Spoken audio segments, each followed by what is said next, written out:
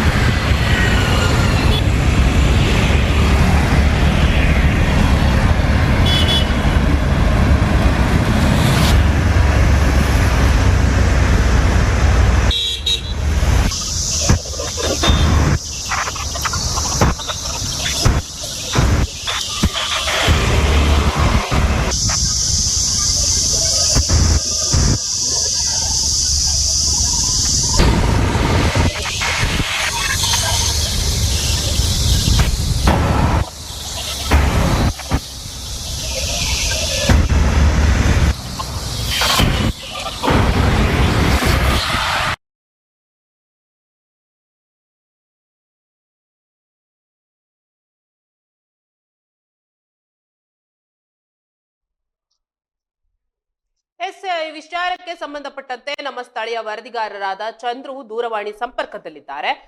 ಚಂದ್ರು, ಏನಿದೆ ಇದ್ರ ಬಗ್ಗೆ ಹೆಚ್ಚಿನ ಮಾಹಿತಿ?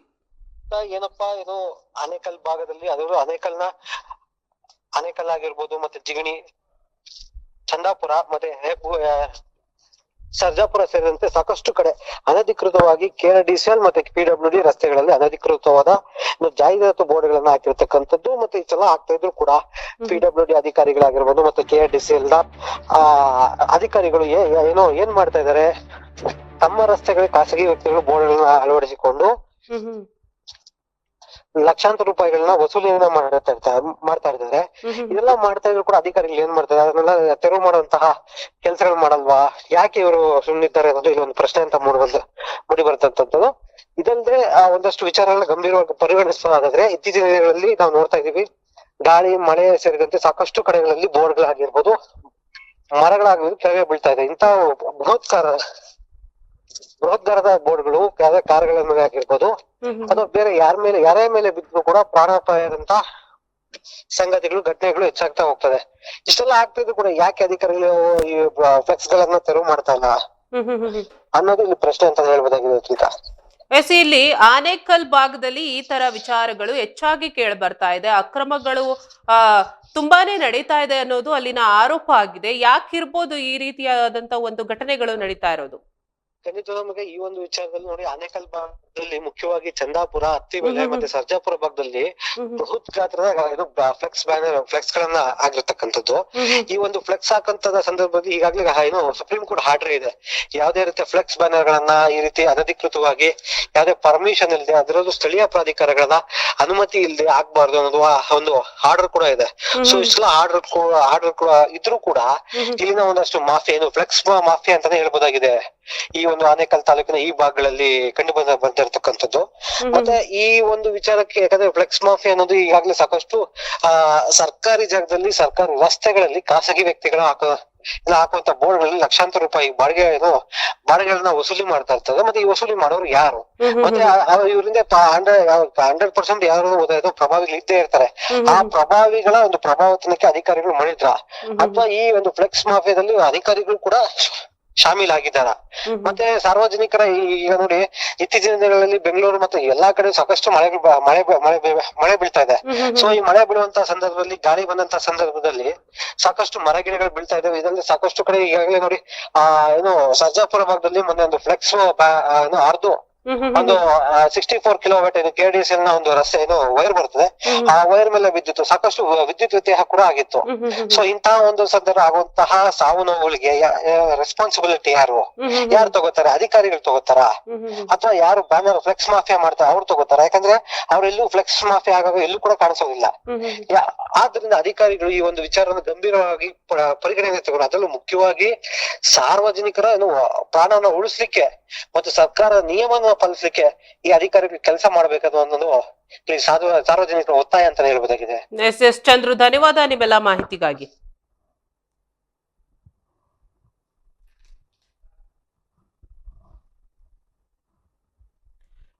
ಆನೇಕಲ್ ಭಾಗದಲ್ಲಿ ರಸ್ತೆ ನಿರ್ಮಾಣ ಮತ್ತು ನಿರ್ವಹಣೆಗೆ ಸರ್ಕಾರ ಕೋಟಿ ಹಣ ಖರ್ಚು ಮಾಡ್ತಾ ಇದೆ ಅನ್ನೋದು ಒಂದು ಕಡೆ ಆದ್ರೆ, ಇನ್ನೊಂದು ಕಡೆ ಆ ರಸ್ತೆಗಳ ಮೇಲೆ ಅಕ್ರಮವಾಗಿ ಜಾಹೀರಾತು ಬೋರ್ಡ್ಗಳನ್ನ ಹಾಕಿ ಏನು ಲಕ್ಷ ಹಣವನ್ನ ಲೂಟಿ ಮಾಡ್ತಾ ಇರುವುದು ಖಾಸಗಿ ವ್ಯಕ್ತಿಗಳು ಅನ್ನೋದು ಇಲ್ಲಿನ ಸಾರ್ವಜನಿಕರ ಪ್ರಮುಖ ಆರೋಪ ಆಗಿರುವಂತದ್ದು. ಆನೇಕಲ್ ತಾಲೂಕಿನಾದ್ಯಂತ ನಡೀತಾ ಇರೋ ಈ ಜಾಹೀರಾತು ಮಾಫಿಯಾ ಇದೀಗ ಭಾರಿ ಚರ್ಚೆಗೆ ಗ್ರಾಸ ಆಗಿರುವಂತದ್ದು.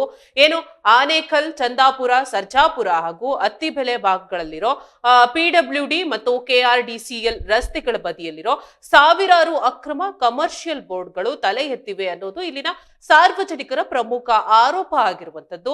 ಸರ್ಕಾರಿ ನಿಯಮದ ಪ್ರಕಾರ ಏನು ನೋಡೋದಾದ್ರೆ, ಸರ್ಕಾರ ನಿಯಮದ ಪ್ರಕಾರ ಸಾರ್ವಜನಿಕ ರಸ್ತೆ ಮೇಲೆ ಇಂತಹ ಬೋರ್ಡ್ಗಳನ್ನ ಹಾಕೋದು ಅಪರಾಧ ಅನ್ನೋದು ಇಲ್ಲಿನ ಕಟ್ಟುನಿಟ್ಟಿನ ಕಡ್ಡಾಯ ಒಂದು ನಿರ್ಧಾರ ಆಗಿರುವಂತದ್ದು. ಆದ್ರೆ ಇದನ್ನ ಧಿಕ್ಕರಿಸಿ ಖಾಸಗಿ ವ್ಯಕ್ತಿಗಳು ರಾಜಾರೋಷವಾಗಿ ಅಕ್ರಮ ನಡೆಸ್ತಾ ಇದ್ದಾರೆ ಅನ್ನೋದು ಸಾರ್ವಜನಿಕರ ಪ್ರಮುಖ ಆರೋಪ ಆಗಿರುವಂತದ್ದು. ಈ ಎಲ್ಲಾ ಅಕ್ರಮಗಳು ನಡೀತಾ ಇರೋದು ಅಧಿಕಾರಿಗಳಿಗೆ ತಿಳಿದಿದೆ, ಅವರ ಮೂಗಿನ ಕೆಳಗೆ ನಡೀತಾ ಇರೋದು ಅನ್ನೋದು ಸಾರ್ವಜನಿಕರು ಗಂಭೀರ ಆರೋಪವನ್ನ ಮಾಡ್ತಾ ಇದ್ದಾರೆ.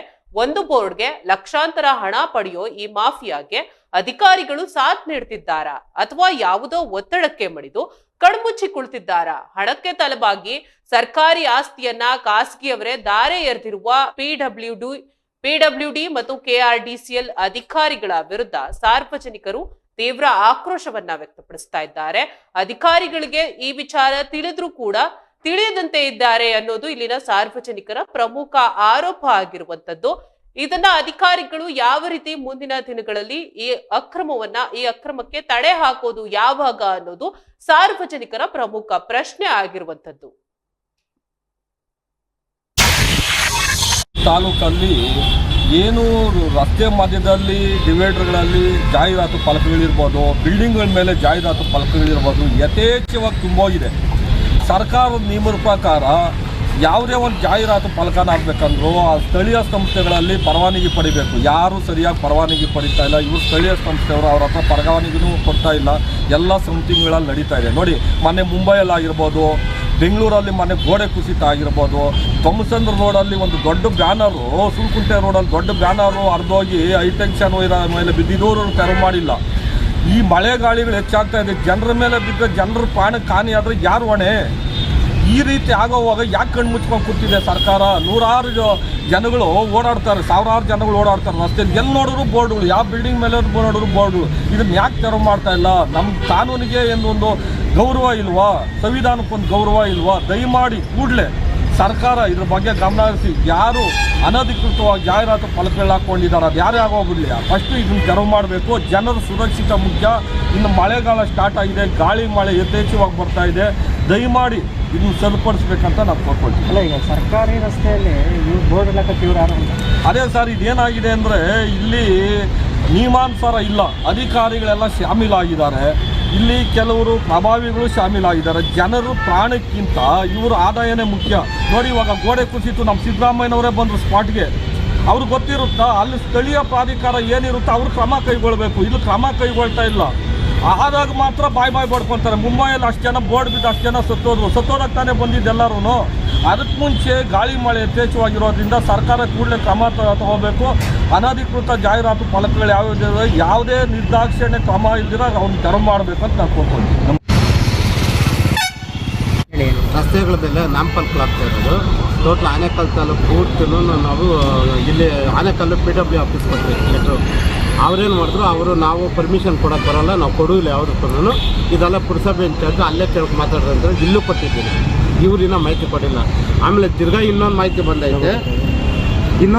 ಬಂದೈತೆ, ಯಾವುದೇ ಕಾರಣಕ್ಕೂ ರಸ್ತೆಗಳ ಮೇಲೆ ನಾಮಫಲಕಗಳು ಅಳವಡಿಸೋಕೆ ಸುಪ್ರೀಂ ಕೋರ್ಟು ಅಧಿಕಾರ ಇಲ್ಲ ಅಂದ್ಬಿಟ್ಟು ಇದು ಕೊಟ್ಟೈತೆ. ಅದ್ರ ಪ್ರಕಾರ ಇವ್ರಿಗೆ ಯಾರ ಹತ್ರ ಪರ್ಮಿಷನ್ ತಗೊಂಡವ್ರೆ, ಯಾರು ಇದಕ್ಕೆ ಮೂಲ, ಇದೆಲ್ಲ ಹುಡುಕ್ತಾ ಹೋದರೆ ಇದೆಲ್ಲ ದೊಡ್ಡ ದೊಡ್ಡ ವ್ಯಕ್ತಿಗಳೇ ಇದರಲ್ಲಿ ಅವರೇನೋದು ಹೇಳ್ತಾವ್ರೆ. ಆದರೆ ನಮಗಿನ್ನ ಗೊತ್ತಾಗ್ತಲ್ಲ, ಅಧಿಕಾರಿಗಳು ಇದ್ರ ಬಗ್ಗೆ ಸುಳಿವೇ ಇಲ್ಲ. ಅವ್ರ ಫೋನ್ ನಂಬರ್ಗಳು ನಮ್ಗೆ ಕಾಂಟ್ಯಾಕ್ಟ್ ಮಾಡಿಕೊಟ್ರೆ ನಾವು ಅವ್ರಿಗೆ ಲೆಟರ್ ಕಳಿಸ್ತೀನಿ ಅಂತ PW ಇಂಜಿನಿಯರ್ ಹೇಳ್ತಾವ್ರೆ. ಇದಕ್ಕೆ ಅಧಿಕಾರಿಗಳು ಗೊತ್ತಿಲ್ಲದ ಮೇಲೆ ಸರ್ಕಾರಿ ರೋಡ್ಗಳ ಮೇಲೆ ಯಾರು ಯಾವ ಥರ ಹಾಕಿದ್ರು, ಯಾರು ಪರ್ಮಿಷನ್ ಕೊಟ್ಟರು? ಈಗ ನಾಮಫಲಕಗಳಿಂದ ಮಳೆಗೆ ಬಂದಾಗ ಬಿದ್ದು ಅದೇ ಇವಾಗ ಮೊನ್ನೆ ಗಾಳಿ ಬಂತು, ಆ ಥರ ಅಂಥ ಗಾಳಿಗಳು ಬಂದರೆ ಈಗ ಗಾಡಿಗಳ ಮೇಲೆ ಬೀಳೋದು, ಹೆಚ್ಚು ಕಮ್ಮಿ ಆಗೋದು, ಜನಗಳನ್ನು ಬೋಸ್ಕೊಳ್ಳಿ, ಅವ್ರು ದುಡ್ಡು ತಗೊಂಡು ಮಜಾ ಮಾಡ್ಕೊಳ್ಳಿ, ಅಷ್ಟೇ ಇವಾಗಿರೋದು. ಎಲ್ಲ ಒಂದು ಸರ್ಕಾರಿ ಅಧಿಕಾರಿಗಳು ಶಾಮೀಲಾಗಿದ್ದಾರೆ ಎಲ್ಲ